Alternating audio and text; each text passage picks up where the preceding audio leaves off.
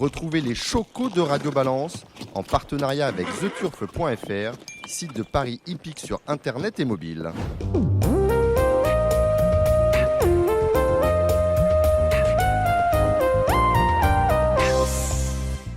Bonjour, je suis Dominique Cordier, vous êtes sur Radio Balance, nous sommes au Cardinal, 5 place de la Porte de Saint-Cloud, Paris 16e. À mes côtés, j'ai plaisir de le voir en présentiel ou de l'entendre, ou les deux en fait, de l'entendre et de le voir en présentiel, Julien Philippon. Salut Dominique, salut Gilles. Salut Julien, essentiellement nous parlerons ensemble de la réunion de Chantilly, c'est dimanche. Hein. Exactement. Exactement. Gilles Curin, c'est avec nous. Bonsoir Dominique, bonsoir Julien et bonsoir à toutes et à tous. En direct depuis le sud-est de la France, on a plaisir à retrouver Alexandre de Koopman. Salut Alex. Bonjour Dominique, bonjour tout le monde. Un peu plus tard dans la soirée, vous retrouverez Morgane Regueras avec lequel nous parlerons des courses de ce samedi sur l'hippodrome de Compiègne. Belle réunion d'obstacles avec notamment le Grand Steeplechase de Compiègne. Dans quelques instants, après les pronostics de trot, nous retrouverons Charles-Antoine, dit Charlie Marie, pour nous parler de son changement de vie, on va dire, changement de cap dans sa carrière, parce qu'un nouvel établissement de grands chevaux. On pense à Galested qui a gagné 10 courses d'affilée. On pense à Hatchetman, acheté pour une montagne d'or aux ventes récemment. Étalon et performeur, puisque récent placé du critérium des 5 ans. Autrement dit, beaucoup de choses ont changé dans la vie de Charles-Antoine Marie. On en parlera avec lui. En attendant, eh bien, l'actualité, c'est cette information qui a beaucoup fait parler dans les coursives cette semaine, à savoir ce que nous annoncions, que la crise énergétique qui touche tous les Français et donc toutes les entreprises et donc également l'institution des courses, à l'écouter l'an prochain, la bagatelle de 50 millions d'euros. La question étant, on n'a pas plus d'infos que cela, la question étant comment financer ces 50 millions d'euros. Il y a plusieurs pistes possibles. Tout d'abord, peut-être organiser moins de nocturnes parce que ça buque lorsqu'on a... Ça coûte cher lorsque vous êtes au Sable d'Olonne la nuit, à Amiens la nuit, Croisé-la-Roche la nuit, à Lyon la nuit, à Vincennes la nuit. Et je ne parle pas des hippodromes marseillais, cela coûte beaucoup d'argent.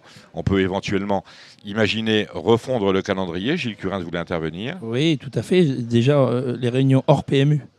Oui, toutes ces réunions le calendrier PMU. Parce que lorsque je dis 50 millions d'euros, c'est un chiffre global qui englobe toute la filière française. Voilà. Il n'y a pas de premium, pas premium. Les réunions PMU, c'est quand même un petit peu embêtant, surtout en plein meeting d'hiver ou alors même hors hiver, quand le soleil se couche à 18h ou à 18h30.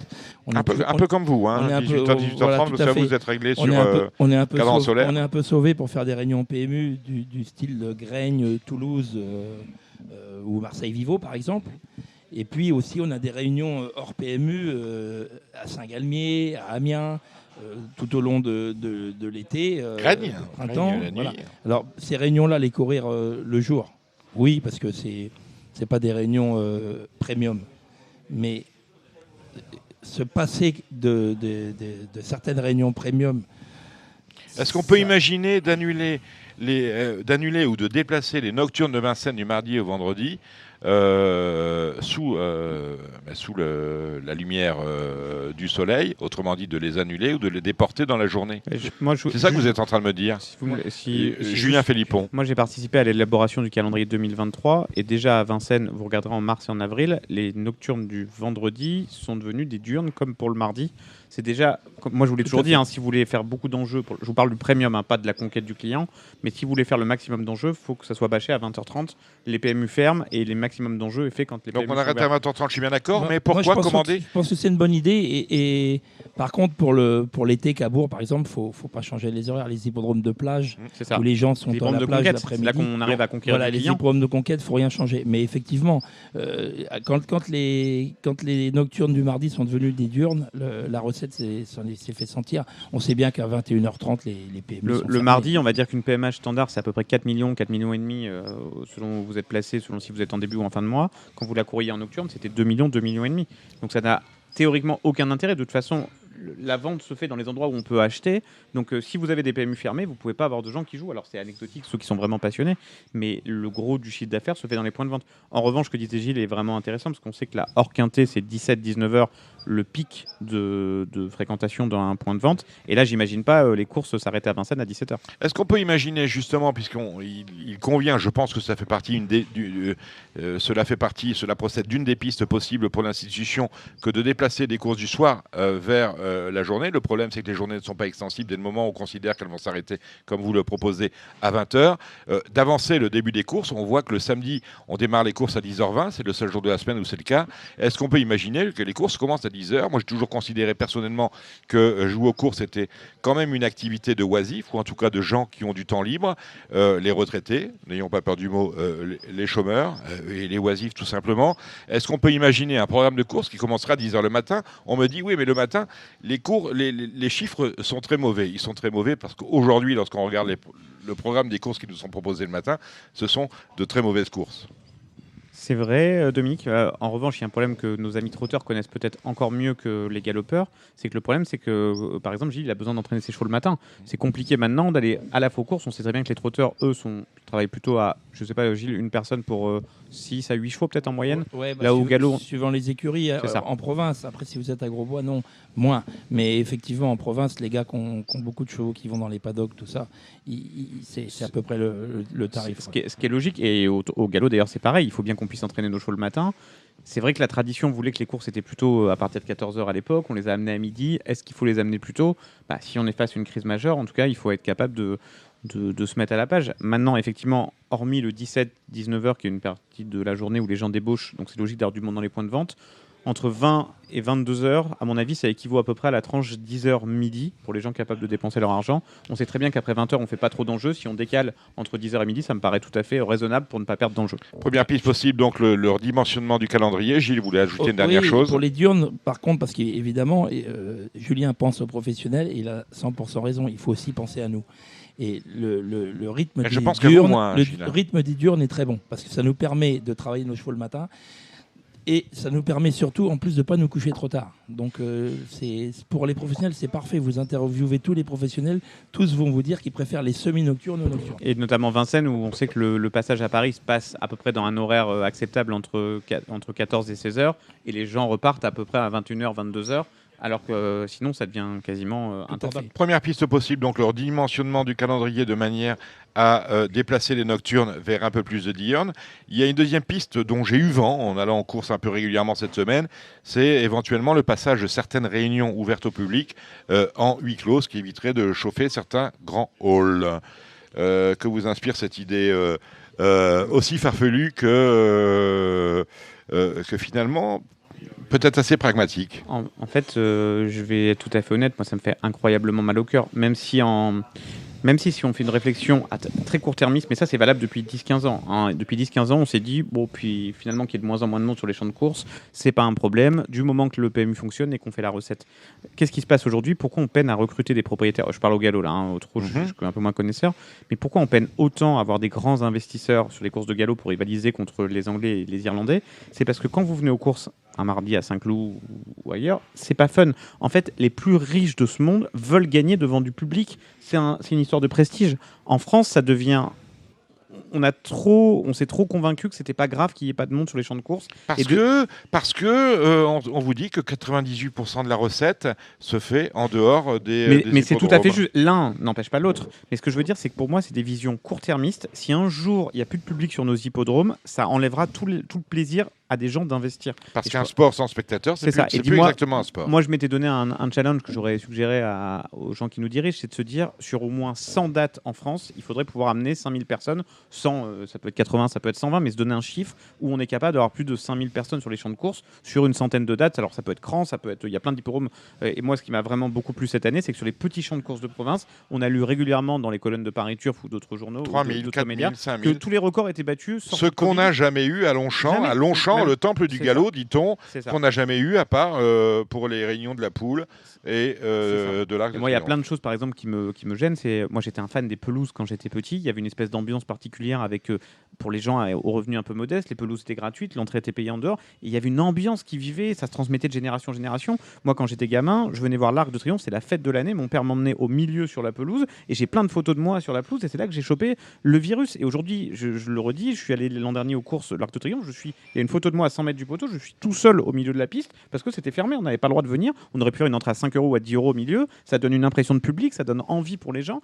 Bon, bref, moi je suis contre ce pari-là de dire on fait des courses à huis clos. Pour moi, le public est partie intégrante de la vie des courses et c'est un mauvais calcul que de se passer de public dans le temps. Bon, pas de public. Il faut éventuellement sauvegarder quelques nocturnes. Autrement dit, on n'a pas fait les 50 millions. Est-ce que la solution, finalement, n'est pas d'instaurer un prélèvement supplémentaire sur les enjeux? Si je calcule à vue de nez, on fait dans les courses 9 milliards et demi d'enjeux. Pour rattraper 50 millions, je peux faire un prélèvement exceptionnel de 0,1% ou 0,05% pour être précis, pour arriver aux 50 millions manquants. Est-ce que c'est un argument qui trouverait grâce à vos yeux, mon cher Julien Philippon? Mais en fait, si vous regardez, c'est un peu ce qui s'est passé des années 2010 à 2020, où d'un coup, selon certaines présidences du PMU, on a cette idée de taper toujours plus sur le joueur. Et c'est le principe de l'impôt tue l'impôt. Plus vous allez prendre de joueurs... 0,05%, Oui, mais c'est pas ça beaucoup. vous paraît jamais beaucoup. Le problème, c'est que c'est le principe de l'impôt. Plus vous redonnez à un joueur le principe, ce que vous aimez pas, le mot m'échappe, vous savez, le principe de réinvestir toujours l'argent, le recyclage. Le recyclage, je Voilà, déteste ce fameux recyclage. Au final, si quelqu'un joue 10 et qu'en moyenne il en touche 9, puis il en joue 9, il en touche 8,5, plus le billet sera grossi, plus votre prélèvement sera important. Si vous le tapez tout de suite son billet de 10 et que vous lui en rendez que 7, à un moment, l'impôt tue l'impôt et c'est une solution perdante-perdante. Et le PMU a misé là-dessus de 2010 à 2020. On voit où ça nous a amené, où on voit bien qu'il n'y a plus de croissance. Et faut laisser une chance aux joueurs. Bien sûr que tous les joueurs ne peuvent pas gagner aux courses et que c'est réservé à une élite ou alors d'un gagnant de gros quintet ou de quelques joueurs réguliers parce qu'ils vont vraiment prendre soin. Mais je veux dire, il ne faut pas que ça soit interdit de gagner aux courses. Sinon, vous faites pas. S'il n'y a que des perdants en course, un jour les gens finiront par se dire on n'a pas d'intérêt à jouer. Gilles, si je ne peux pas déplacer les nocturnes vers le jour, si je ne peux pas fermer mes hippodromes pour les chauffer moins, et si je ne peux pas faire un prélèvement supplémentaire, si je suis à la place de messieurs Rothschild et Barjon, je suis un peu embêté, non? Je peux plus rien faire. Ouais, non, mais sérieusement. Ah oui, après, c'est vrai que taper tout le temps sur le turfiste, ça a peut-être des limites. Moi, Julien est plus calé que moi là-dessus. Parce que finalement, toutes les solutions que je préconise, elles tapent sur le turfiste. Oui. Parce que plus de prélèvements, moins de courses où il peut se rendre, moins de nocturnes où il peut aller applaudir ses champions, je tape sur le turfiste. Oui, tout à fait. Il y a peut-être quelques économies d'échelle à réaliser avec parcimonie sur certains hippodromes, comme vous l'avez. Pour moi, la première piste reste quand même la meilleure. Si demain on décide pour 2 ou 3 ans de dire on ne court plus une nocturne de 19h à 22h à Vincennes et sur toute l'année on amène le vendredi en semi-nocturne et on décale, on fait un double simulcasting tous les vendredis avec ça, on va gagner sur tous les tableaux. C'est-à-dire qu'une réunion quintée qui va faire 8, elle va en faire 10 millions, donc on va gagner et en plus on va économiser de l'énergie. C'est magnifique.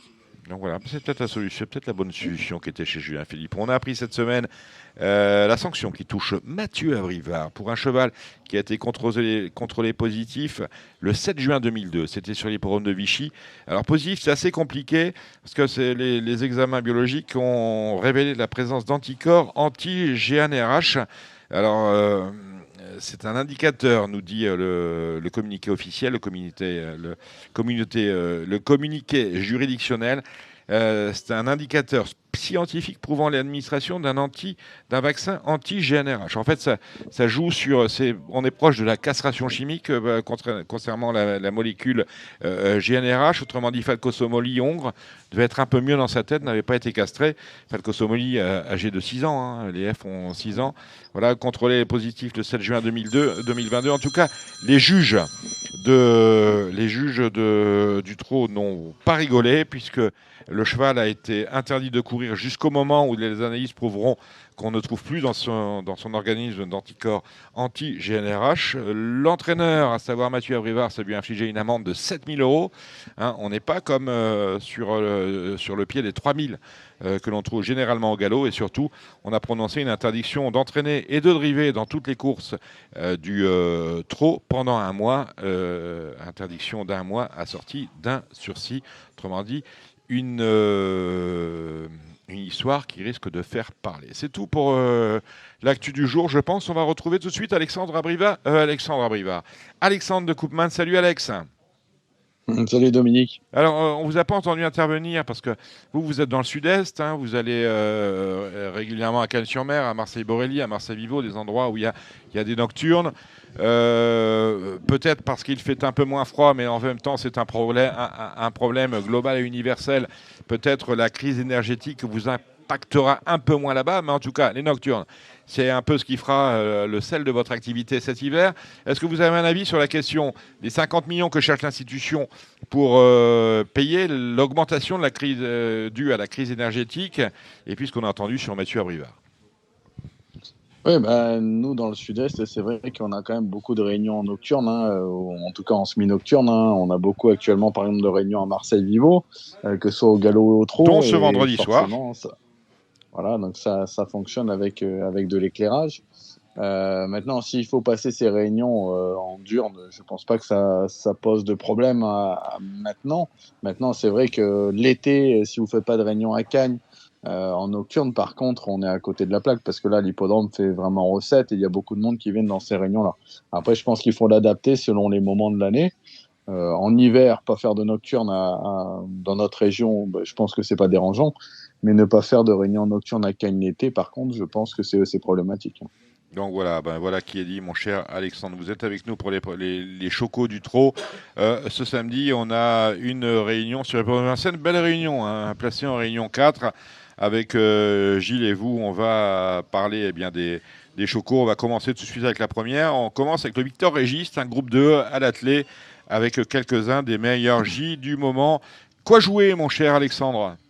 Déjà, donc, on n'a pas Just Gigolo, hein, qui est quand même le leader de cette génération au départ de la course. Donc, c'est peut-être une belle aubaine pour Junino Dry de renouer avec la victoire. Hein, lui qui vient de très bien courir dans le championnat européen. Auparavant, il était malheureux dans la course, justement, remportée par Just Gigolo, qui a terminé 3 ans à Vincennes. Donc, logiquement, il devrait remettre les pendules à l'heure.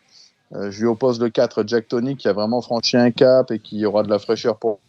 Et je pense que le troisième atout, ce sera le 7 Jaguar Griff. Après, je pense qu'on n'a pas grand-chose à inventer dans cette épreuve. Moi, je suis d'accord. Je pense que le jumelé caisse, Junino Dry et Jack Tonic. Et pour le trio, on mettra un X avec les deux autres Garato, le 6 Jaguar 8 et le 7 Jaguar Griff. Il y a un peu plus de monde dans l'Uranie, c'est le même, mais avec les pouliches, cette fois avec Jamaïca Turgot, l'entraînement soulois, la drive de Nivard. On vient d'être disqualifié, Alexandre. Ouais, c'est une pouliche très compliquée. On pensait que ces petites facéties étaient oubliées et puis elle nous a montré la dernière fois qu'elle était encore capable de faire des blagues. Évidemment, après, elle a vraiment beaucoup de qualité, mais j'avoue vraiment avoir été séduit la dernière fois par Juliette Papa Bravo. Elle a vraiment c'est fantastique ce qu'elle a fait. C'est fantastique ce qu'elle a fait. Ouais, dans le championnat européen, elle avait le 11 en deuxième ligne, et elle a fait un gros effort, elle est allée au poteau. Elle battait d'ailleurs Just Gigolo, donc sur cette course-là, je donnerai un avantage à Juliette Papa Bravo. C'est la pouliche de votre président, oui, c'est la pouliche Gilles Curins. Tout à fait, la pouliche du président qui a très peu couru, mais qui a fait des performances remarquables, qui s'était qualifié, on se souvient, pour le Critérium. Voilà, c'est sûr que, à mon avis, c'est sa course. Elle devrait pas décevoir. Moi, je vais lui opposer le 4 Jakarta-Gala, qui va évoluer sur une distance à son entière convenance.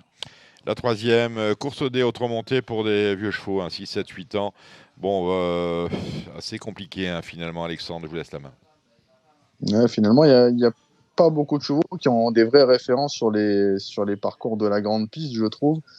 J'ai quand même été séduit, moi, par El Gino, numéro 10, lors de sa victoire montée sur l'hippodrome de Lyon.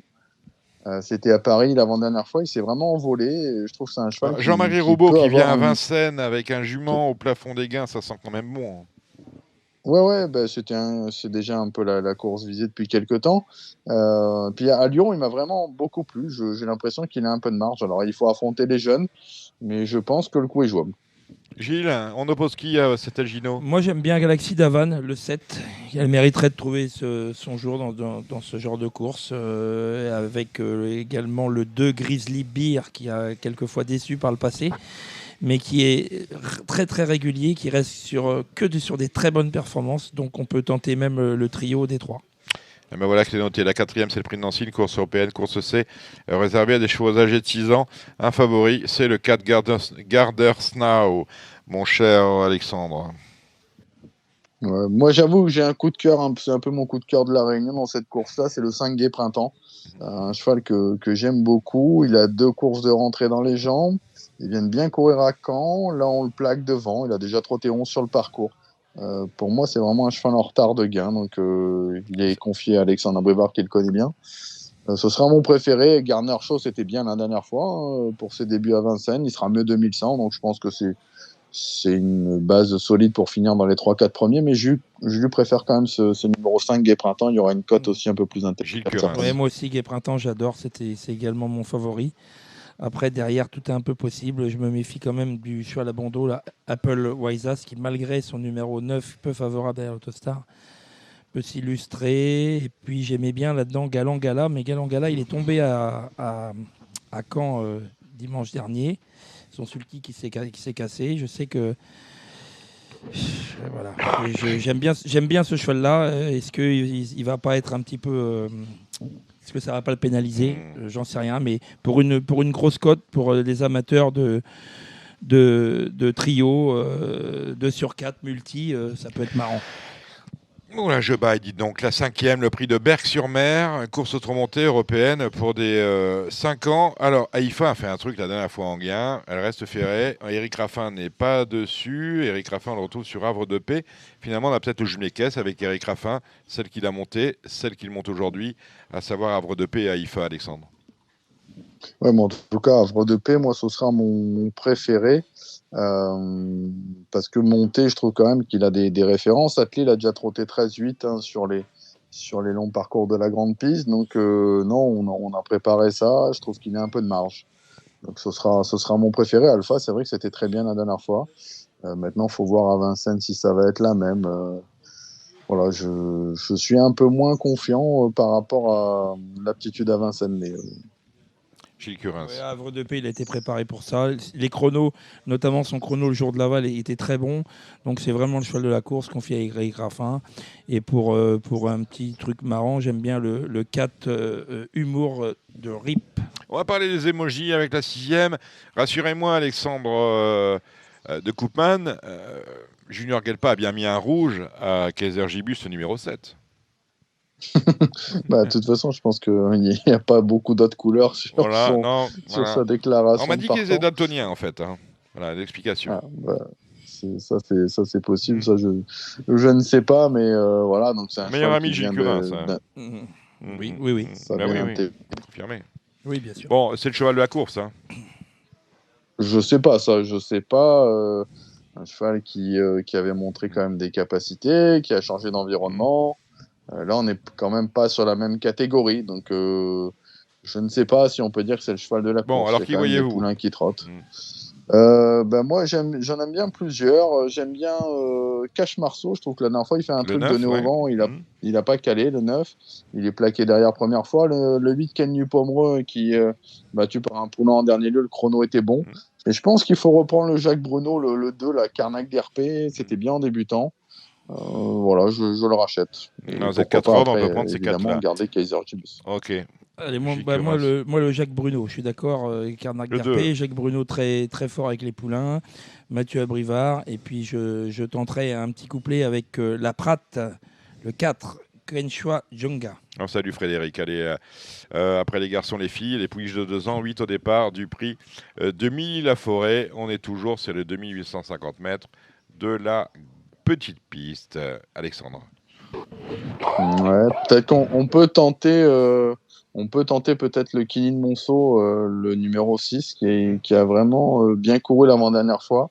Elle peut, pourquoi pas, venir titiller le 8 Carlina Bella. Voilà, ce sera un peu plus spéculatif en tout cas. Allez, et pour moi, ce sera Carla de May qui est estimée et qui devrait pouvoir, à mon sens, monter sur le podium. Le 3, mener Éric Raffin. Les lumières sont à fond sur l'hippodrome de Vincennes sur le coup de 20h30 avec la dernière. C'est une course pour les I, des 4 ans, des mâles n'ayant pas gagné 40 000, la petite catégorie. Alexandre. Je trouve que le 8 et Ikelios a couru de première pour sa première sortie pour son nouvel entourage. Il a fallu faire plusieurs accélérations dans le parcours et il est battu de peu. Donc je pense qu'il est capable d'enlever une épreuve comme ça. Évidemment, il faudra battre le cheval de Sébastien Arnaud qui a dû préparer ça avec le 14 Idyllic Dream. Gilles ? Moi j'aime bien le 11 Isparentim que je présente dans cette épreuve. Et je suis très confiant. Je pense qu'il ne va pas sortir des 4 premiers. Ah, vous êtes propriétaire ? Entraîneur ? Entraîneur. Qui est propriétaire ? Monsieur Jean-François Chauvet avec sa fille Mélanie Chauvet. Ah, on salue. J'aime beaucoup ce cheval-là. Il vient d'être 3e à Anguin. On les salue, la famille Chauvet. Et c'est un cheval hyper régulier qui fait toutes les arrivées, qui est très brave, qui va être avantagé par les 2002 de la petite piste. Donc il ne va pas taper loin. Dimanche, on ira à Saint-Galmier, des chevaux les uns et les autres. La liste avec Alexandre. Ouais, on peut peut-être donner juste un petit mot du Grand Prix du Centre-Est. C'est où et quand ? C'est à Saint-Galmier, donc la 7e course du programme. Je vous écoute. Voilà, donc dans cette course-là, Finn Collin le 11 a été vraiment préparé pour ça. Il va y avoir une course rythmée, je pense que ça va la servir. Elle est capable de, pourquoi pas, mettre tout le monde d'accord. Il y a des clients en 25 mètres, en la présence d'Éclat de Gloire qui vient de battre Hussard de Landré en Belgique. Oui, qui a remis son titre en jeu brillamment dans le Tour européen des trotteurs. Voilà, et je pense que les 4 plus riches s'annoncent vraiment redoutables. 11, 12, 13, 14 dans le Grand Prix. Qui est un Z4 et sans doute... Non, c'est un Z5 même. Un groupe 3. C'est un groupe 3 et un Z5 pour le flambe. On rajoute le 3, Eddie Dupomerol. Voilà, 3, 11, 12, 13, 14, voilà, vous savez tout. La liste pour Saint-Galmier, mon cher Alexandre de Koopman. J'ai noté le 210 Figaro de Busset qui a déjà brillé à faire et je trouve qu'en amateur, il peut redorer son blason. J'aime beaucoup le 605 Imaco Verderie qui vient de se promener en étant D4 première fois sur une piste en dur. Et j'aime bien également dans la 3e le 4 Hakim Deschamps qui sera déféré des 4 pieds et qui adore les courtes distances. Je pense qu'on peut faire le couplet avec le 5 Rodrigo Over, le 7 Hello Boy du Pic. Ça, c'est pour Saint-Galmier. Vous avez regardé quoi sur Saint-Galmier, Gilles ? Moi, j'aime bien le 408 Jaggerman qui possède d'évidents moyens et qui, à mon avis, a été préparé pour ça. Le 512 Harold Sutton et le 606 Ayam Geloka qui peut réaliser un grand numéro. Et ben voilà, il a un peu déploré le sujet, Alexandre de Koopman. On va effectivement à Amiens également ce dimanche. Vos chevaux, mon cher Alexandre, pour un hippodrome qui nous touche au cœur en plein, pas très loin de Lille. Edmond Beuge. Ouais, alors à Amiens, moi j'ai gardé dans la première le 1 Goliath Ducos déféré des 4 pieds à Amiens. Il s'était imposé plaisamment. Le couplet avec le 3 Goutte de pluie qui m'a bien plu en dernier lieu. Dans la 5e course, j'aime beaucoup le 4 Isba du Dôme qui a très bien couru la dernière fois alors qu'elle avait un mauvais numéro. Elle a déjà gagné à Amiens. Et dans la dernière, en amateur, j'aime bien le 803, c'est J du Ganep avec Justine Gorin. Il a été préparé pour ça, il est déféré devant et je pense qu'il ne devrait pas sortir des 3. Avec un nom comme le vôtre, Gilles Curin, aussi proche avec le cœur de Amiens. Tout à fait. Compiègne, on est dans le même département. Non, vous êtes Compiègne, moi. Je suis né à Compiègne. Moi. Et après, j'ai émigré dans le sud de la France, à Cagnes-sur-Mer. Alors, beaucoup pensent que je suis du sud, mais à la base, je suis compiègnois. Ah non, mais moi, je pensais pas. Mais je vous imaginais un peu plus proche de la frontière belge. Un petit peu, mais du côté de mon père plutôt. Et mon père, c'est où ? C'est quel département ? La Belgique. Ah, c'est la Belgique, mais la Wallonie. La Wallonie, évidemment. Non, on est wallon, on n'est pas flamand. On n'est pas de flamand à Radio Balance. Non, interdit. Non, quelqu'un a dit... Ah ouais, vous êtes très mal, mais quelqu'un a dit une fois que je n'aimais pas les Belges et que dès que je pouvais en mettre une aux Belges, je me gênais pas. C'est absolument gratuit, on le salue d'ailleurs. Je me trompe, Amiens, c'est la Somme. J'étais en train de réfléchir. Ouais, mais on est limite quand même. Oui, on est limite, mais bon, c'est la Somme. Moi, j'aime bien le 103. Je suis d'accord avec Alex pour Goutte de pluie, qui, à mon avis, est en retard de gain. Je pense que ça devrait passer. Ensuite, le 207 Gravaletta et le 606 Jasmine Cœur, à condition qu'il reste sage. Eh ben voilà, merci messieurs, merci Alexandre de Koopman. On a du partant dans l'écurie cette semaine. Non, ça va être calme là, les premiers. Non, ça va être calme. D'accord, en ce moment, on prépare quelques chevaux. Firos qui va courir cet hiver à Vincennes. Firos, quelle belle acquisition. La Firos. Oui. Gilles Curin, c'est en train de réfléchir à ce qu'il va nous donner, puisque vous nous faites défaut, Gilles. Alors, Isparentime demain, je l'ai dit tout à l'heure, une bonne chance. Et j'ai ma bonne jument Idylle du Persil, qui change de piste, qui court cette fois-ci au Croisé-la-Roche. Oui, ça va l'avantager, la ligne droite est longue. Et si elle part au trot, on va pas taper loin. Elle a déjà gagné là-bas. Oui, 2 fois. faut qu'elle parte au trot, c'est tout. Voilà. C'est tout. Bah, il faut la surclasser, je pense, cette jument-là qui vous tourne autour, à mon avis, un petit peu. Elle tourne autour, mais elle fait toutes les arrivées. Elle n'est jamais plus dans le troisième. Mais une victoire, c'est toujours mieux qu'une troisième ou une quatrième place. Elle sera associée pour la première fois à Jean-François Sonnet, qui est un spécialiste de l'hippodrome du Croisé-Large. Jean-François est un spécialiste de toutes les pistes du Nord. Vous avez vu, au trot, on pêche qu'au 7e, c'est magnifique. Hein. Au galop aussi, de plus en plus. Hein. De plus en plus, dans les classes 2, les classes 1. Vous êtes pour ça ou pas? Non, la primaire. Enfin, en gros, si vous enlevez des allocations des 5 premiers pour les donner au 6e et 7e, je suis plutôt contre. Par contre, on a un net avantage au galop, c'est qu'on a une indemnité de déplacement, ce qui n'est pas le cas au trot. Donc, moi, je suis pour maintenir l'indemnité de déplacement, mais pas aller au-delà du 5e, sauf dans les quintés, les deuxièmes épreuves. Et justement, puisqu'on commence à chercher, c'est bien que vous me parliez des indemnités de déplacement. Lorsque on a 15 chevaux qui partent ensemble et qu'on donne l'indemnité de déplacement à chacun des chevaux, s'il n'y a pas un souci de dimensionnement de cette prime de transport chez vous? C'est ce que Corinne évoquait la semaine dernière, Exactement. Si j'ai bien écouté votre émission. Elle a bien écouté. C'est surtout, alors c'est compliqué encore une fois quand vous êtes concurrent, c'est un peu toujours compliqué de taper sur le voisin, mais entre autres c'est ce qui a permis longtemps à Royan de pratiquer par exemple un prix beaucoup plus bas beaucoup plus basse, dans le sens où on se faisait subventionner par la prime de transport. En gros, vous étiez à 55-60 euros à Chantilly quand vous étiez en dessous 40 à Royan, ce qui fait qu'à un moment, les Sécli, Doumen et consorts Galorigny à Maison Lafitte se sont fait enlever les chevaux parce que les mêmes gagnaient les courses à moins de 40 euros par jour. Donc en fait, et se rattraper souvent sur cette indemnité de transport. Peut-être que c'est une mauvaise chose, comme tous les systèmes, ils sont rarement parfaits. Parfois, il faut les tailler, les corriger au fil de l'eau. Je laisse à Corinne ses propos et effectivement, pourquoi pas. Est-ce qu'on peut imaginer aussi, parce qu'on parle un petit peu, parce qu'à un moment donné, il va falloir arrêter d'être gentil et puis prendre des décisions, celles qui s'imposent. Est-ce qu'on peut imaginer d'octroyer un bonus aux entraîneurs de galop qui font courir? J'ai dit la dernière fois, ça a choqué certains, que j'avais l'impression que certains entraîneurs, quand on nous présentait comme extrêmement talentueux, étaient plus des hôteliers que des entraîneurs, dans le sens où leurs chevaux, on les voyait jamais. Est-ce qu'il n'y aurait pas intérêt à un moment donné à dire, puisqu'on cherche des partants au galop, vous savez, ça a coûté, on parle de 50 millions d'euros de crise énergétique, mais 50 millions, c'est ce qu'ont coûté les non-partants au galop, et seulement au galop, 46 pour être précis. Est-ce qu'il n'y aurait pas intérêt de la part de France Gallo, si le travail était fait, de redimensionner les choses de manière à pouvoir octroyer un bonus aux entraîneurs qui sont vraiment des entraîneurs et qui font vraiment courir leurs chevaux? En fait, vous avez quelque chose au galop. Vous fâchez avec les gens. Hein. Réfléchissez à ce que vous dites. Je sais dans quel camp je suis. Maintenant, j'essaie de réfléchir pour l'intérêt général. Vous, on peut pas dire. Hein. Depuis que vous êtes arrivé, vous faites courir. Hein. Oui, moi je cours. Tous les jours au cours. En fait, si vous voulez, au galop, vous avez deux sortes de chevaux. On n'a pas vu pendant 5 ans. Vous me laissez finir ou... Non, mais il n'a pas eu pendant 5 ans, mais là, toujours aux courses. Okay. Allez-y, Julien. Donc, au galop, vous avez un truc, c'est que vous avez des chevaux qui viennent des ventes et des chevaux qui vont avoir une valeur résiduelle.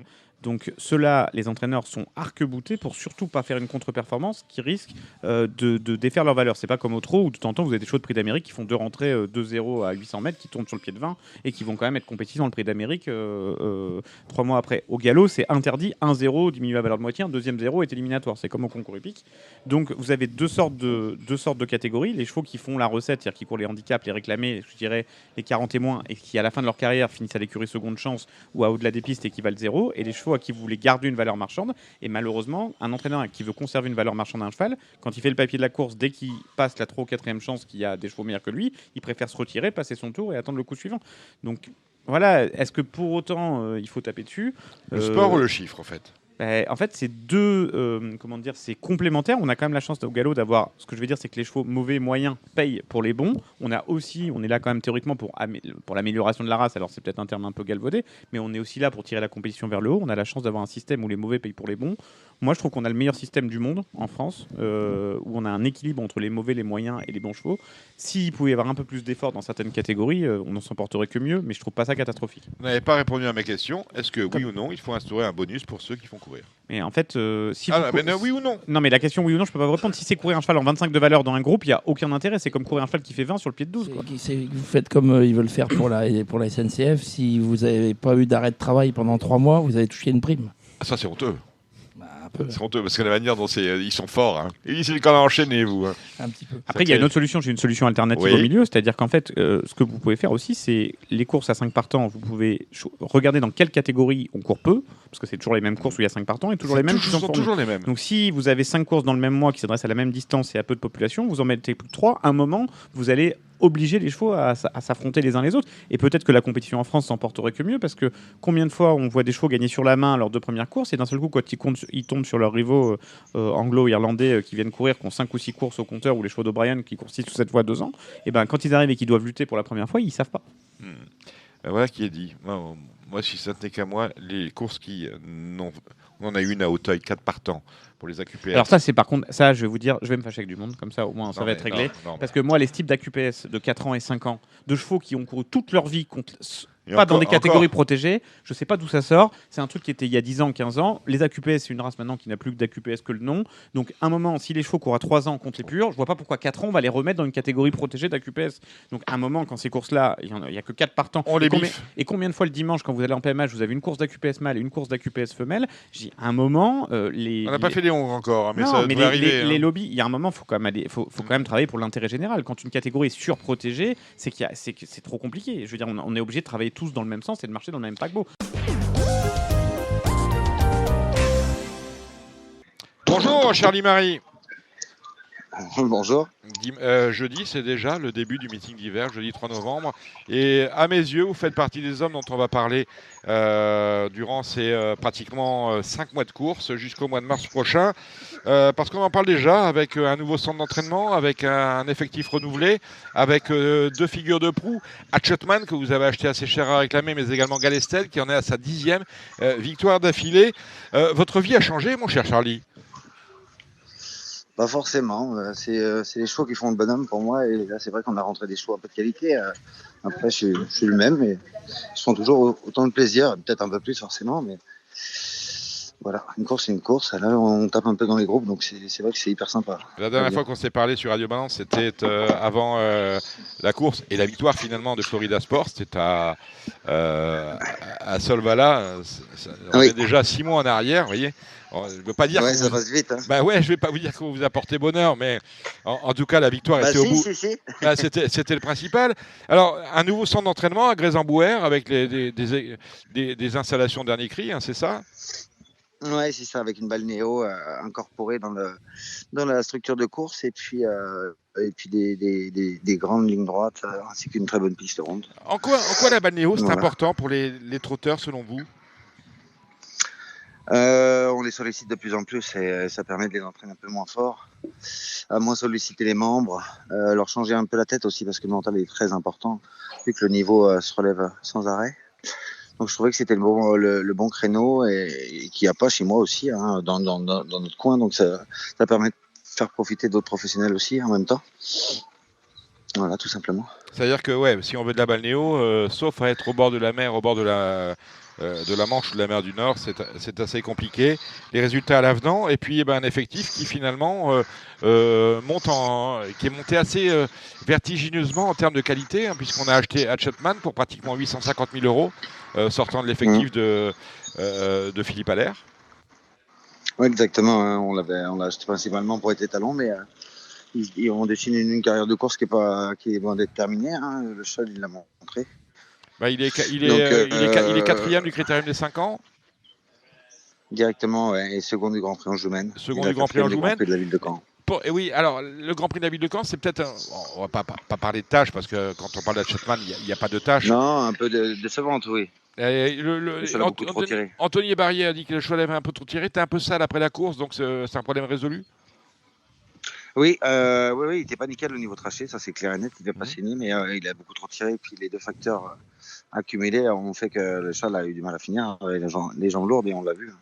Alors ça c'est pour les grands prix, les groupes 1, parce que je pense que l'objectif d'Hatchetman, il n'y a pas d'autre chose à faire avec lui, puisqu'on n'est pas en saison de monte, c'est le prix d'Amérique, on est d'accord avec ça, donc je pense qu'on va avoir plusieurs B à son programme. Oui, c'est vrai, j'ai plusieurs choix, mais je pense que je vais aller sur la première B déjà. Si le Bretagne. Au niveau des gains, normalement ça devrait passer. Ouais. Et après j'aurai le Billy, le groupe 1 au mois de décembre, le nouveau groupe 1 là. D'accord. Je vais peut-être me laisser tenter un mois du Cornulier. Après ça sera Cornulier, si tout va bien, puis peut-être le prix de Paris derrière. Ça sera un peu au coup par coup. Et vous feriez une impasse sur le prix d'Amérique? Pourquoi pas. D'accord. Alors, quand on parle Hatchetman, c'est qui est derrière Hatchetman au niveau des investisseurs? Là, on est parti avec donc l'écurie Pacalé et moi-même, et après on s'est entouré de 9 personnes. Jean-Philippe Ravgeot, associé à Thierry Massico. J'ai un de mes frères, Michael Cousin, écurie MVLT. J'ai Bertrand Guignard, Marie Vallée, j'en ai oublié un ou deux. On est 9 au total. Mais c'est un vrai challenge que de monter une espèce de syndicat, on va appeler ça comme ça, parce que c'est exactement ça, autour de votre nom, Charles-Antoine Marie, et d'investir dans un nouveau centre d'entraînement, et puis d'acheter de très bons chevaux, on va pas dire de bons chevaux, de très bons chevaux, parce que Hatchetman est un très bon cheval. Oui, voilà, c'était une belle opportunité. Ça m'a parlé dès que j'ai vu la pub. Et puis, ça, comme j'ai ce projet de monter le Haras du Rocher là, pour faire une station de monde 2022, là, qui est en finition, quoi. C'était le super pari d'acheter déjà un étalon de tête. Qui a des performances pour être étalon. Et puis, vedette un petit peu pour sortir ce Haras de terre, quoi. D'accord. Étalon de tête, Hatchetman, est-ce qu'il y aura d'autres étalons d'une valeur un peu moindre, mais de manière à satisfaire les éleveurs d'Anjoumen? Ouais. On aura Invincible Cash qui vient d'arriver à la maison. D'accord. Qui va rester à l'entraînement chez moi. C'est un ready cash quand même. J'ai Gatsby Perrine qui est confirmé, qui faisait la monte avant à Howard des Viros chez Franck Leblanc. Qui fait des beaux poulains, là, ça c'est sa 4e année, et j'aurai un Franck Perrine qui va faire sa première année de monte. D'accord, donc tout va bien de ce côté-là. Il y a aussi, parce que vous êtes entraîneur, pas seulement étalonnier, pas seulement éleveur, vous êtes également entraîneur, il y a aussi un meeting d'hiver qui se profile.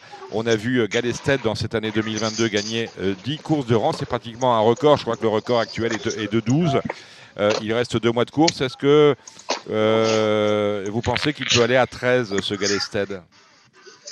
On va essayer pour le challenge, mais j'ai pas envie de le retirer pour un titre. Après, c'est un cheval qui m'a tellement apporté de plaisir cette année, donc je vais le respecter. Après, j'ai pas un super programme. C'est aux courses qui vont se creuser. Mais soit on va à Grenade-sur-Garonne prochainement. Ou alors Grenade-sur-Garonne, ouais, donc on va corde à droite, Grenade, hein, comme tous les hippos du sud. Gauche. Corde à gauche, hein. Gauche, c'est un des rares à gauche, hein, dans le sud-ouest. Hein. Exactement. Ouais. Et après? Et puis après, j'en avais une très belle à Vincennes, mais normalement je vais passer les gains. Ouais. Donc mais Vincennes, elle est très lointaine, elle est le 10 décembre. D'accord. Quelles sont vos belles cartouches? D'accord, c'est noté. Quelles sont vos belles cartouches pour le meeting d'hiver qui se profile, mon cher Charlie? J'ai Greta qui a fait la moitié de l'année et qui a gagné 4 courses l'hiver dernier à Paris, là, que je reprépare, qui va faire une montée d'ici 3 semaines attelée. Elle sera revue aux montées soit fin décembre ou au cours janvier. Courant janvier, j'ai une jument comme Florida qui a été décevante là, mais on a trouvé des explications, donc elle fera sûrement la deuxième partie de meeting en espérant viser un peu l'Île-de-France. Oui, parce qu'on est l'Île-de-France, on est sur la vitesse, hein. Oui, ça va être son truc, ça. Je vais avoir un cheval comme Indian Park qui est pas chargé en gain, mais que j'adore. On n'a pas été à gauche encore, mais je pense que ça va coller. D'accord.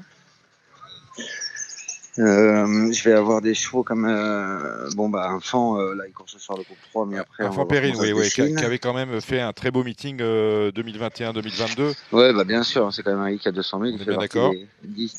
Des 10 plus chargés en gain dans les lignes, donc maintenant on se tape les costauds, quoi, entre guillemets. Puis j'ai d'autres chevaux qui se préparent, comme Just a Dream, qu'on a acheté quand même beaucoup d'argent de moitié chez Octave, chez Dubois, qui va faire une semi-rentrée à Laval le 1er novembre, et puis Incrédible Talent, un cheval qu'on a acheté aussi un petit peu d'argent, mais qui me plaît bien le matin. D'accord. Voilà, j'en ai sûrement oublié, mais voilà, ce sera un peu le peloton de tête, quoi. Est-ce que vous êtes bien armé chez l'Écart? Sympa. Alors, donnez-moi des noms. Je suis pas en avance, mais j'ai un petit cheval Cancalais, qualifié 18 en première qualif. J'aime bien ce cheval-là. J'ai la sœur de Florida, qui s'appelle Kenza Sport, qui se déplace bien, qui va être qualifiée prochainement, tout comme une jument qui gagnera à Paris montée sous un an, qui s'appelle Corfou-Léman, une bocador de cime. D'accord. Et puis voilà, c'est à peu près ce que j'ai quasiment de mieux. D'accord. Bon, ben, votre vie a changé. Je suis content que vous soyez passé par Radio Balance. Puis, en général, si je décrypte vos propos après la victoire de Florida en Suède, eh ben, ça se passe bien. Bon, on aura l'occasion, je l'espère, mon cher Charlie, de vous retrouver sur Radio Balance durant l'hiver, parce que nous serons à vos côtés, à vous encourager. Merci, Charlie. Vous êtes où ce soir? Sable d'Olonne. Je fais la première et je rentre. Eh ben voilà, courez la première, gagnez-la et rentrez bien. Exactement. Merci Charlie, à très vite. Merci. Ciao, au revoir. Marre de parier sans jamais être récompensé?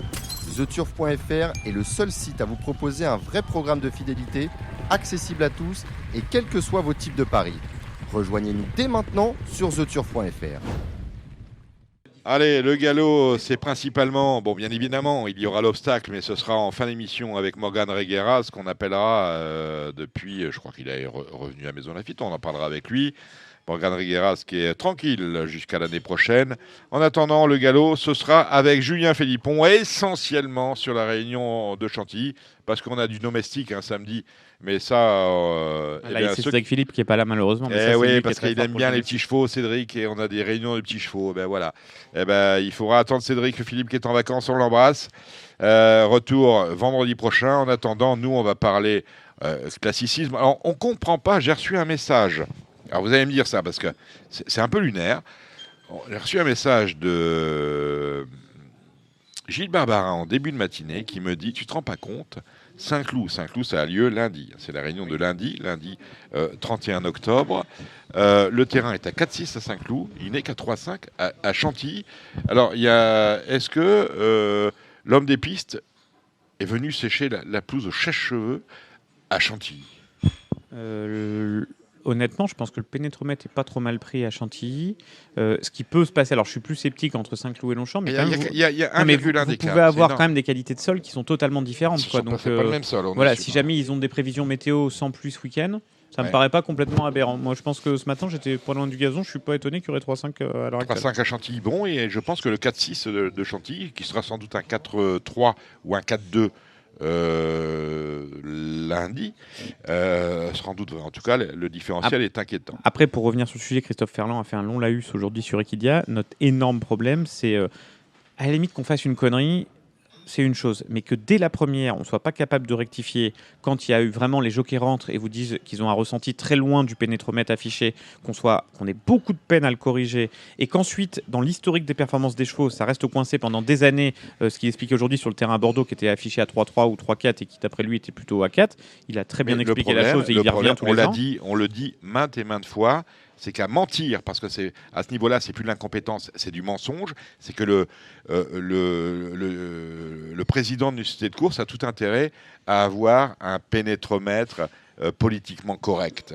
C'est-à-dire, le mec, s'il vous dit il pénétromètre à 5, il ne va jamais vous mettre 5. Il est à 5 parce que tous les chevaux de bon terrain ne vont pas venir et lui, il ne va pas avoir de partant. Lui, il va faire de la recette, donc il veut des partants. Donc, à ce jeu-là, tout le monde ment et on arrive à la finale à un système de course qui est totalement insincère. Je l'ai expliqué la dernière fois, lorsque vous prenez une vieille performance, et vous êtes d'accord avec moi, une vieille performance de certains chevaux de course, eh bien, vous ne savez pas pourquoi, on vous dit qu'un cheval de lourd, eh bien, il a gagné dans le bon terrain. Alors qu'en fait, il y a des draches qui sont tombés, il y a 2-3-5, on est passé à 4-6, et ça, ce n'est pas indiqué. Ça n'est pas normal. On est en 2022, on a les moyens de faire les choses bien de manière à ce que le terrain soit pénétrométré précisément, que le cheval qui gagne dans le très souple ne soit pas indiqué bon terrain, parce que l'avant-veille, où on a pris le pénétromètre et où on l'a communiqué parce qu'on a perdu la feuille de la veille, eh bien on a dit que c'était du bon terrain. Ça n'est pas normal. Comme il n'est pas normal, on parlait du public tout à l'heure avec Gilles Curins, comme il n'est pas normal que lorsque vous arrivez, vous allez à Longchamp, que vous regardez les courses, vous faites le déplacement à Longchamp, vous attendiez 7 minutes pour avoir l'arrivée affichée sur l'écran. C'est honteux. On se moque des gens. Et à se moquer des gens quotidiennement, sans jamais rien faire et à rigoler quand vous faites la remarque, parce que les turfistes pensent qu'on est complice finalement, alors qu'on n'est pas complice.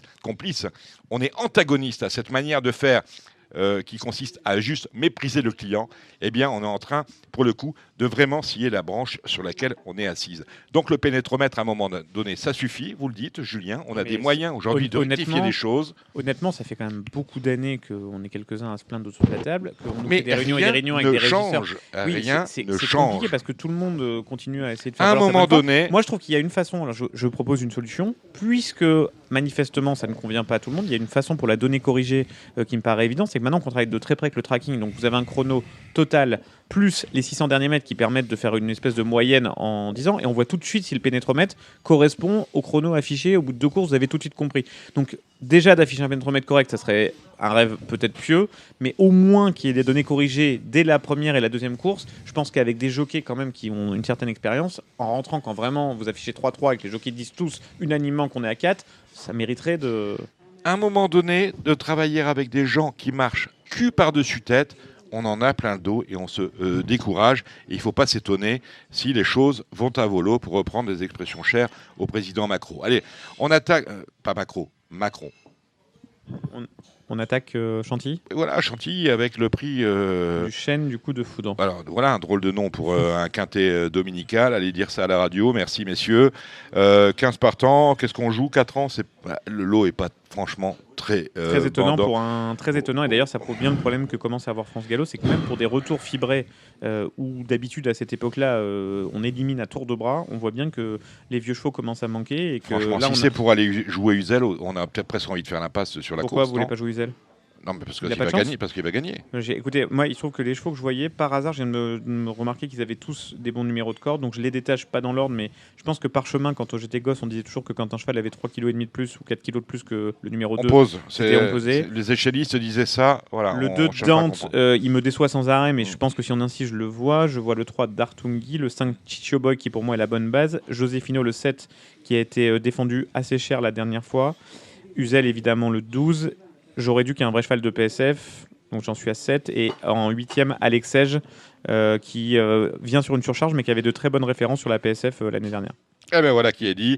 Ce n'est pas moi qui vais m'amuser à vous contrelire. Le prix de la Voie du Garde, c'est le Méden de la première des pouliches de 2 ans, n'ayant, puisque ça Méden, jamais gagné de débutante. Et on a 8 chevaux, 8 pouliches ayant déjà couru. Qu'est-ce qu'on fait J'aime beaucoup les 2 filles de l'OPD Vega. Marfisa qui a fait des débuts impeccables à Chantilly la dernière fois, qu'une pouliche. On est sur le sable, on n'est pas sur le gazon. Par son entourage, mais ça va aller sans problème. Et pour un outsider, j'aime bien le 3 White Swan qui a débuté ni bien ni mal à Lyon, mais qui, à mon avis, est une pouliche assez intéressante. D'accord. La deuxième, réunion qui commence tôt. La première est à 12h10. La deuxième, après les garçons, les filles. Non, après les garçons, rien du tout. Les cavalières. Après les filles, les cavalières sur des chevaux âgés de 80 et plus. Compliqué. C'est ça. J'ai un partant, là, Giovanni Dal Ponte, qui, comme quand il avait gagné avec Florent Guy, est plutôt mal engagé sur le papier, mais c'est un cheval qui adore les pelotons très peu fournis. Donc il va falloir. Puis elle aura logé, elle sait quand même. Elle a 15 gagnants cette année, c'est une très bonne cavalière. Maintenant, si vous faites ce que font à peu près tous les entraîneurs normaux, faites les valeurs. On rend 4 à 5 kilos aux chevaux qui sont dans une valeur similaire à la mienne. Donc sur le papier, il y a des chevaux comme Early Light qui a été un peu préparé pour cette course-là, Grace Beret qui à mon avis a été bien amené pour cette course-là, et Bellara qui est une pouliche très estimée en début de carrière. Je pense que ces trois-là, voilà. Après, le mien c'est vraiment un cheval sympa dans cette catégorie. Si Lara Loger arrive à s'en servir, je pense qu'il peut garder quelque chose. Le prix Miesque, c'est la belle réunion de la... La belle course de la Réunion. Cours 3. Oui, c'est pas grave. Prix jeu 2 ans. Plus à ça près. Ouais, non. Le 4 Eternal Dance qui a fait une super course la dernière fois. Showway qui ne fait que s'améliorer au fil de l'année. Speedara m'a beaucoup plu la dernière fois. Et pourquoi pas Moonray en 4e pour le Super 4. Après les filles de la première, voilà, j'y arrive. Les garçons, les filles et les garçons, franchement. Les garçons. Vous êtes quand même un peu trop vieux pour les garçons de la 4e. Pour ce genre de terme. Vous voulez pas dire les mâles et les femelles comme les gens? Non, j'aime bien les filles et les garçons. Ça me rappelle ma jeunesse, le prix du Mont César. Amsiyan qui me semble avoir été bien préparé. Enfin, je dirais pas numéro, bien préparé, mais le 2, Amsiyan qui va être grand favori, qui semble être bien. J'aime beaucoup, comme ça, à l'intuition, le 7 O'Kill qui avait pas trop bien couru pour ses débuts, mais à qui on a laissé 3 mois pour le recourir. C'est un fils de 6 Star, Stéphane Vattel en deuxième course. Je pense qu'une belle Kazakh, je pense que ça devrait beaucoup mieux courir que pour ses débuts. D'accord. Alors, Je suis obligé d'aimer quand même. C'est un gros. Non, c'est pas un groupe 3, c'est un Grand Prix du Nord. Ça a été l'ex-Grand Prix du. Non, l'ex-Grand Prix du Croisé-la-Roche qui est arrivé maintenant à Chantilly parce qu'il peinait à tenir son rating. Race. Donc c'est une listed et là-dedans je vais prendre Percy Shelley qui a un cheval en plein sur la montante. Percy Shelley. Pardon. Et Galaxy Gold qui a complètement raté sa course dans le Génador mais qui du coup pour moi est un assez bon cheval. Donc je dirais 4 et 3 pour cette course. Voilà, la 6e. Alors là, ça y est, c'est la numérologie, comme dirait. Non, 6e, c'est le. Après, la Seine-et-Oise. Oh là là là. La Seine-et-Oise. La Seine-et-Oise, c'était à Maison Lafitte dans le temps. C'est ça. C'est le dernier groupe de l'année pour les sprinters. Donc là, pour moi, c'est Cœur de Pierre qui a la meilleure chance, qui est un cheval qui adore le lourd et qui a été relativement économisé cette année. Il en sera qu'à sa 4e course. C'est Tudobem, c'est un cheval exceptionnel à Chantilly. Donc je le garde en 2. Et pour moi, la bonne base serait Ego. Mais le 4, mais c'est la seule course qu'il a ratée cette année, c'est sur ce parcours-là. 1, 2, 4. Allez, 2, 1, 4. Allez, 2, 1, 4. Ben voilà, c'est dit. Et après, il y a vos courses préférées. Ouais, la numérologie. Alors, dans la 8e, je vais tenter 3 chevaux qui ont été, dans leur passé, très habiles sur cette piste-là. Palimero le 2, Oncle Fernand le 6 qui revient très bien. Et What Do You Say qui avait fait un hiver Tony Truant l'année dernière. Pour l'instant, ça revient pas, mais sur cette piste, on sait très bien que les spécialistes peuvent être pas mal. Et il y a Beylagan aussi qui, avec là, ça a bénéficié d'une bonne découpe, donc je le mettrai en 4e. D'accord, on finit sur la dernière, le prix du Chêne des Grès. La dernière, on a Dream for All qui va être en plein sur sa distance sur 16, qui pour moi est sa meilleure distance. Il adore Chantilly et il a pour moi vraiment une certaine marge. Après, j'ai des chevaux amusants qui ne seront pas les chevaux de tout le monde. Rosine Bloom, le 2, qui fait une rentrée mais qui avait le choix entre plusieurs engagements. On est tombé dans cette 2e épreuve.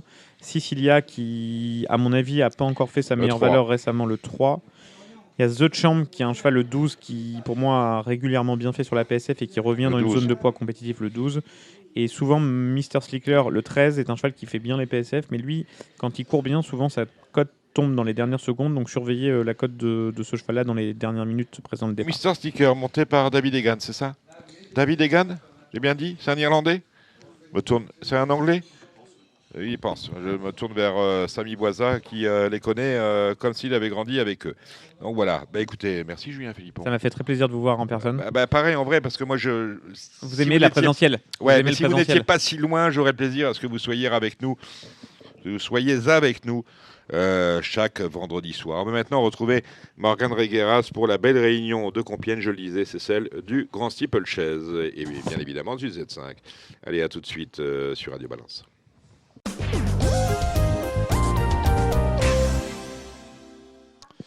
Et on finit cette longue séquence de Choco. Vous avez entendu Julien Philippon, Gilles Curins et Charles-Antoine Marie, dit Charlie Marie. Maintenant, nous avons le plaisir d'accueillir Morgane Regueras. Salut Morgane. Salut tout le monde. Comment va la santé? Écoutez, ça va, voilà, ça prend son temps. Enfin, on prend notre mal en patience, on attend que ça se remette. Mais bon, on vous reverra pas en selle cette année, hein. On est bien d'accord avec ça. Non, c'est ça. Ouais. Il n'y a pas de pot, il n'y a pas de quinture-mère. On va attendre paisiblement Auteuil l'année prochaine. Exactement, mars l'année prochaine. Auteuil. D'accord. En attendant, vous remontez un peu à cheval ou pas? Ouais, non, pas du tout. J'aimerais bien, mais non. D'accord, la faculté vous l'interdit. Comme j'ai déjà du mal à monter les marches normalement. D'accord, bon. Alors, on va parler ensemble de la réunion de Compiègne. C'est la plus belle, hein, peut-être, de l'année à Compiègne, avec un Z5 où il y a un nom partant, Chichi de la Vega, numéro 14. J'étais pas fan, je l'avais pas mis dans mes pronostics. Et finalement, j'ai bien fait, j'ai gagné un rang. Il me semble que le numéro 8 Pinacle chez un entraîneur en grande forme, à savoir Joël Boinard, c'est pas mal. Il me semble aussi que le numéro 6 César de Ballon, ça sent le soufre. Est-ce que vous êtes d'accord avec moi? Oui, je suis d'accord avec vous. J'aurais juste rajouté le 4, la Huerta, j'aime bien. Et voilà, ça serait mes 3 bases pour moi. Avec, on a dit Las aussi, donc non, je suis d'accord. Ouais, Saint-Père, l'entraînement, bon, Saint-Père, il y a qu'un souci, c'est un cheval extrêmement régulier, mais il y a 72 kg sur le dos, en principe. La Genette Macaire avec 72 kg sur le dos, top weight, ça sent bon également. Hein. Nos bases dans ce Z5, l'As, le 4, le 6 et le 8. Est-ce qu'on a un outsider de derrière les fagots?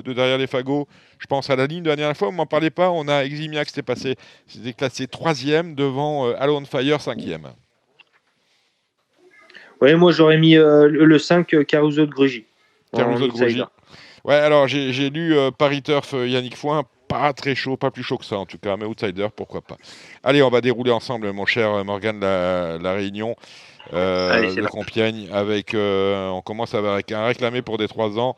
Est-ce que vous avez vu quelque chose dans cette course? Il ne sont que 6 sur le steeplechase, avec 3450 mètres à parcourir. Oui, bah voilà, un petit lot de 3 ans sur le steep. Faut suivre les chevaux. Et le 3 est pas mal. Après, les autres, ils ont un petit peu des papiers un peu homogènes. S'il y a le cheval de Pierre Fertier qui est pas mal, le 5 aussi. Voilà, je pense que la victoire devrait jouer entre ces deux-là. Et puis le cheval de Monsieur Macaire. Bon, ça reste un Macaire à réclamer, il faut faire attention. La deuxième, c'est une listed race réservée à des chevaux âgés de 4 ans avec Royal Margot et Ma Beauté. Ouais, il faut pas oublier le cheval de Dominique, le numéro 4, Raphaël Je sais que c'est un très bon élément. Voilà. Je crois qu'il a jamais couru à Compiègne, mais je pense pas que la piste le dérange. Le train élevé par Royal Margot va l'arranger. Attention à lui, ça peut être le trouble fait. Des inédits sur le prix de Saint-Raph, c'est la 4e, 14 au départ. Ouais, bah là, j'ai rien entendu du tout. Je pense qu'il faut suivre les grosses maisons.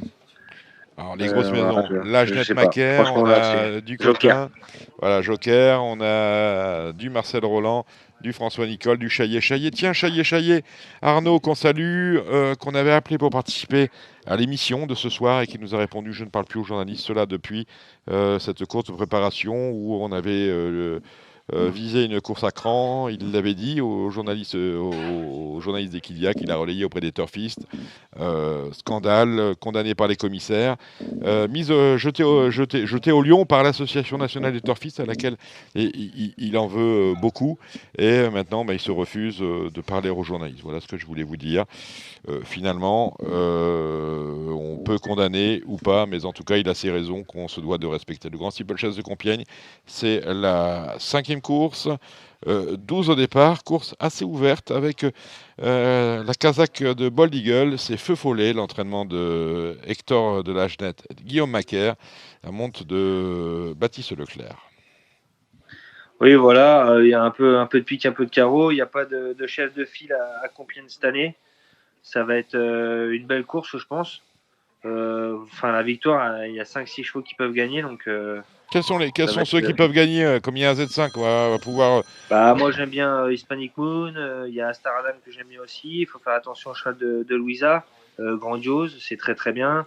Feu Follet, on l'a dit.